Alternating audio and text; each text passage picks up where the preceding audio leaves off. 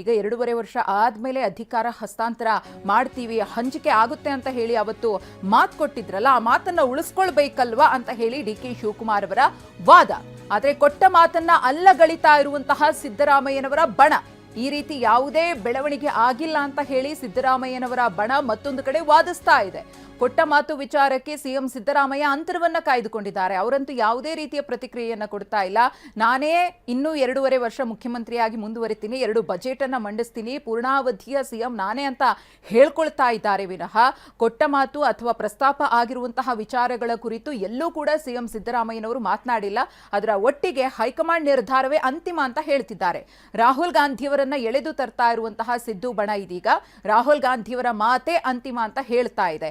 ಹಾಗಾಗಿ ಸಂಪೂರ್ಣವಾಗಿ ರಾಜ್ಯ ರಾಜಕಾರಣದಲ್ಲಿ ನಾಯಕತ್ವ ಬದಲಾವಣೆಯ ವಿಚಾರಕ್ಕೆ ಸಂಬಂಧಪಟ್ಟಂತೆ ಎದ್ದಿರುವಂತಹ ಎಲ್ಲಾ ಗೊಂದಲಗಳಿಗೆ ಮತ್ತು ಅಸ್ಪಷ್ಟತೆಗೆ ಸ್ಪಷ್ಟತೆಯನ್ನ ಕೊಡುವಂತಹ ಜವಾಬ್ದಾರಿ ರಾಹುಲ್ ಗಾಂಧಿಯವರ ಮೇಲಿದೆ.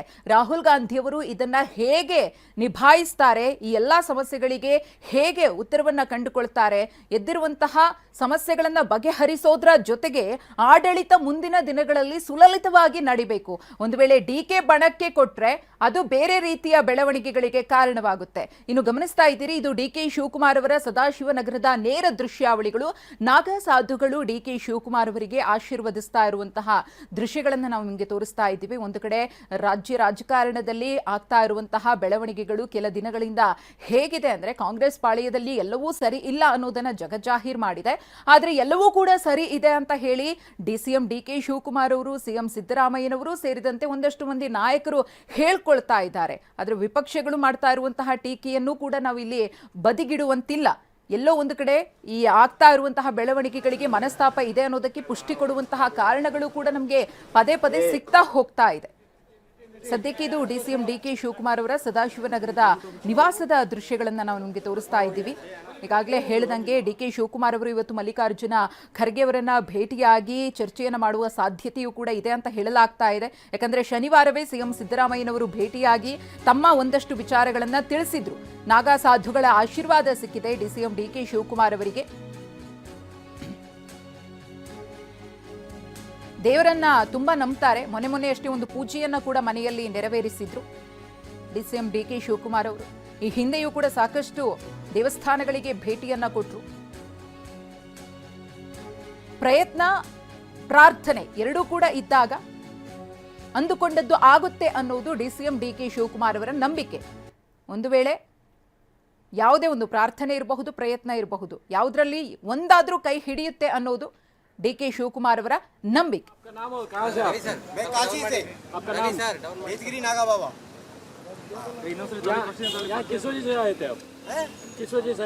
आशीर्वाद देने के लिए संतों को काम किया. आशीर्वाद और क्या है, वो थोड़ी है.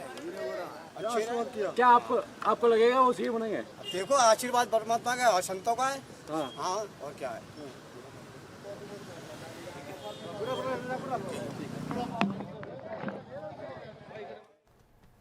ನಾಗಾ ಸಾಧುಗಳಿಂದ ಆಶೀರ್ವಾದ ಸಿಕ್ಕಿದೆ ಸಿಎಂ ಡಿ.ಕೆ. ಶಿವಕುಮಾರ್ ಅವರಿಗೆ. ಒಳ್ಳೆಯದಾಗುತ್ತೆ, ದೇವರ ಆಶೀರ್ವಾದ ಇದೆ ಅಂತ ಹೇಳಿ ನಾಗಾ ಸಾಧುಗಳು ಕೂಡ ಮಾತನಾಡಿದ್ದಾರೆ. ಈ ಆಶೀರ್ವಾದ, ಪ್ರಾರ್ಥನೆ ಎಷ್ಟರ ಮಟ್ಟಿಗೆ ಸಿಎಂ ಡಿ.ಕೆ. ಶಿವಕುಮಾರ್ ಅವರಿಗೆ ಮುಖ್ಯಮಂತ್ರಿ ಪಟ್ಟವನ್ನು ದಕ್ಕಿಸಿಕೊಡುವಲ್ಲಿ ಸಫಲತೆಯನ್ನ ಕಾಣುತ್ತವೆ ಅನ್ನೋ ಕುತೂಹಲವಂತೂ ದಟ್ಟವಾಗಿದೆ. ಮತ್ತಷ್ಟು ಮಾಹಿತಿಯನ್ನು ಕೊಡ್ತಾ ಹೋಗ್ತಾರೆ ನಮ್ಮ ಪ್ರತಿನಿಧಿ ಪ್ರಮೋದ್. ಒಂದು ಕಡೆ ಸಿಎಂ ಡಿ.ಕೆ. ಶಿವಕುಮಾರ್ ಅವರ ಪಟ್ಟು ಏನಪ್ಪಾ ಅಂದ್ರೆ, ಕೊಟ್ಟ ಮಾತನ್ನ ತಪ್ಪಬಾರದು, ಕೊಟ್ಟಂತೆ ನಡೆದುಕೊಳ್ಳಬೇಕು ಅನ್ನೋದು ಡಿ.ಕೆ. ಬಣದಿಂದ ವ್ಯಕ್ತವಾಗ್ತಾ ಇರುವಂತಹ ಅಭಿಪ್ರಾಯ.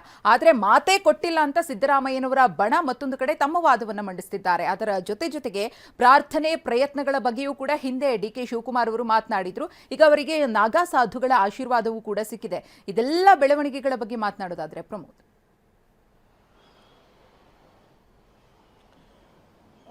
ಮೊದಲಿಂದಲೂ ಕೂಡ ಡಿ.ಕೆ. ಶಿವಕುಮಾರ್ ರಿಲಿಜಿಯಸ್ ಆಗಿರುವಂಥ ವ್ಯಕ್ತಿ. ಮೊದಲಿಂದಲೂ ಕೂಡ ಈ ಪೂಜೆ ಪುನಸ್ಕಾರಗಳ ಮೇಲೆ ಅತಿಯಾದಂಥ ನಂಬಿಕೆ ಇದೆ. ಜೊತೆಗೆ ದೇವರ ಮೇಲೆ ನಂಬಿಕೆ ಮತ್ತು ಭಕ್ತಿ ಮೊದಲಿಂದಲೂ ಕೂಡ ಇರುವಂಥದ್ದು. ಅದು ಒಂದು ಭಾಗ. ಅದು ರಾಜಕಾರಣದ ಭಾಗಕ್ಕಿಂತ ಹೆಚ್ಚಾಗಿ ವ್ಯಕ್ತಿಗತವಾಗಿ ಅವರ ನಂಬಿಕೆಗಳ ಮೇಲೆ ಅವಲಂಬಿತವಾಗಿದೆ.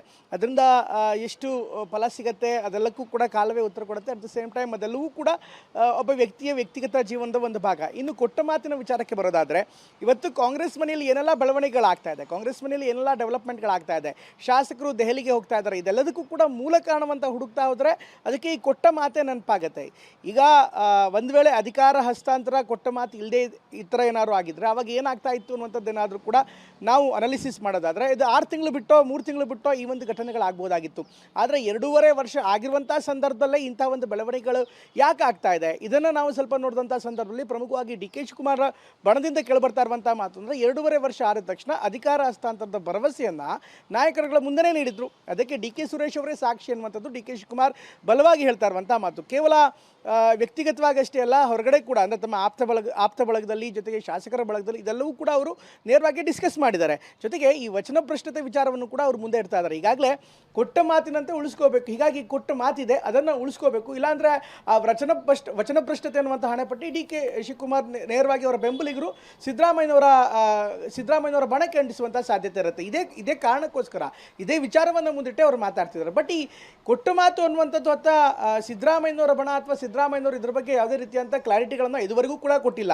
ಮಾತು ಕೊಟ್ಟಿದ್ರ ಅನ್ನುವಂಥ ವಿಚಾರಕ್ಕೆ ಸಂಬಂಧಪಟ್ಟಂತೆ ಅದಕ್ಕೆ ಎಲ್ಲೂ ಕೂಡ ಮಾತು ಕೊಟ್ಟಿಲ್ಲ ಅನ್ನುವಂಥ ಒಂದೇ ಒಂದು ಲೈನಲ್ಲಿ ಎಲ್ಲೂ ಕೂಡ ಉತ್ತರ ಬಂದಿಲ್ಲ. ಬದಲಾಗಿ ಹೈಕಮಾಂಡ್ ಏನು ಹೇಳುತ್ತೋ ಅದನ್ನು ನಾನು ಕೇಳ್ತೀನಿ ಅನ್ನುವಂಥ ಮಾತನ್ನು ಮೊದಲಿಂದಲೂ ಕೂಡ ಹೇಳ್ಕೊಂಡು ಬರ್ತಾ ಇದ್ದಾರೆ. ಹೀಗಾಗಿ ಈ ಕೊಟ್ಟು ಮಾತು ಅನ್ನುವಂಥದ್ದೇನಿದೆ ಇಡೀ ಕಾಂಗ್ರೆಸ್ ಮನೆಯ ರಾಜಕಾರಣದಲ್ಲಿ ಒಂದು ರೀತಿ ಗ್ರೇ ಏರಿಯಾ ಅದು.